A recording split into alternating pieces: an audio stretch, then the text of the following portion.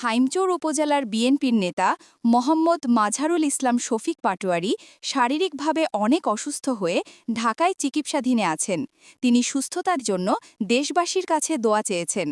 চাঁদপুর জেলা বিএনপির যুগ্ম সাধারণ সম্পাদক ও হাইমচর উপজেলা বিএনপির সাধারণ সম্পাদক ও হাইমচর উপজেলা সদর আলগি বাজার আদর্শ শিশু শিক্ষা নিকেতন স্কুলের সম্মানিত প্রতিষ্ঠাতা পরিচালক মোহাম্মদ মাঝারুল ইসলাম শফিক পাটোয়ারি হঠাৎ শারীরিকভাবে অসুস্থ হয়ে পড়েন।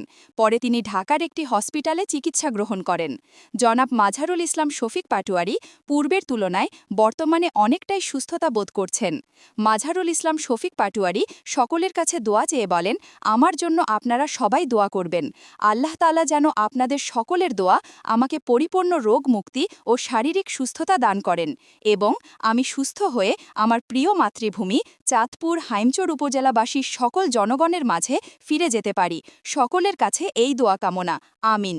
প্রতিবেদন চাঁদপুর হাইমচর থেকে মোহাম্মদ মনির হোসেন হাফেজ ছৈয়াল, বিডি সমাচার 24, চাঁদপুর।